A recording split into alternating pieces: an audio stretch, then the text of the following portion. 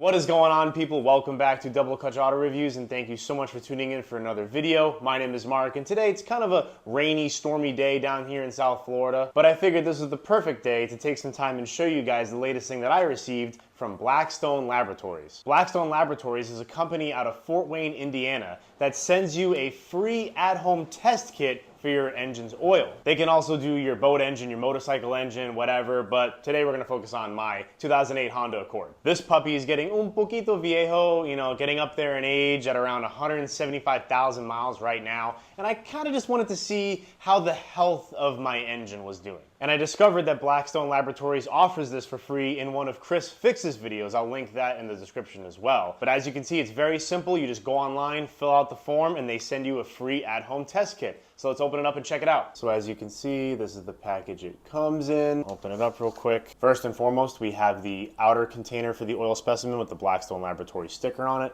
Opening this up, we have like a Russian doll effect of oil containers, and we have the inner container where you actually put the oil specimen. They do this so just in case a little bit of oil leaks out of this inner container, it won't contaminate the entire package because you put it in this one and then seal it up nice and tight. Putting that down for now, we'll check out what else they gave us in this package. We have a cool sticker advertising their podcast, along with this little business card right here. They give you step-by-step instructions, so there's absolutely no confusion on what you need to do to get your oil sample to them properly. I also absolutely love how they say, don't send us blood, keep your vampire waste to yourself. That's hilarious. Hate to say it, but I'm sure someone in this world has done that once. Then they also give you this gas diesel oil analysis checklist. You have to fill this all out with your name and address, your engine make, model, year, all that stuff. You can also get into way more detail and say if you added any oil between oil changes to essentially indicate if your engine's leaking or burning oil,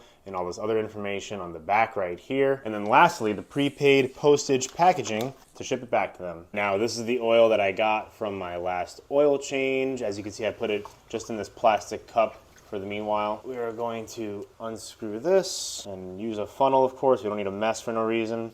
And just gently pour it in the sample container that is almost completely full. Here we go. Nice. A little bit of the excess off. And we are good to go, folks. Pop it in here, just like that. And we're gonna send her off. In the shipping bag she goes. And then we'll just wait and see for the results. A few moments later. And the results are back. And what they found at Blackstone was quite interesting, actually. So as I mentioned earlier, I have a pretty bad ticking noise coming from my engine. I think it's the camshaft smacking on the lifters when it's opening and closing the valves.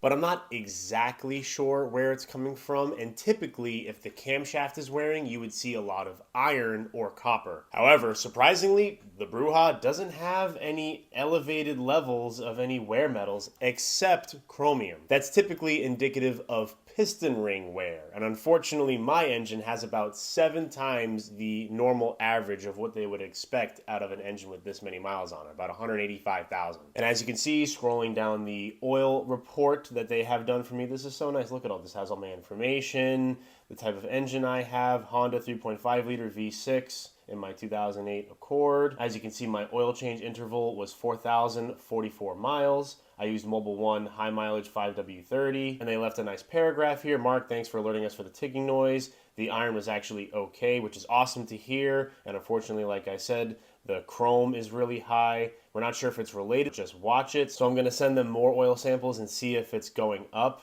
If it is, or I start to see oil consumption, or we start finding fuel in the oil, then I might have a ring wear problem. But if it's steady, could turn out to be normal. And what's actually funny is I've noticed that my car either does burn or leak a little bit of oil. I'd say about between half to maybe 3/4 of a quart every 1,000 miles or so. It's really not that bad, but it's still something to keep note of. But like the guys at Blackstone just said, if there's no significant amount of fuel in the oil, I'm pretty happy with that, because if there's fuel coming in, that means the piston rings aren't doing their job and fuel is blowing by and getting into the oil. That's not what I want at all. Coming down to the chart that's reading in parts per million, you can see my aluminum's actually lower than average. Unfortunately, here's my chromium, 7 when it's supposed to be 1.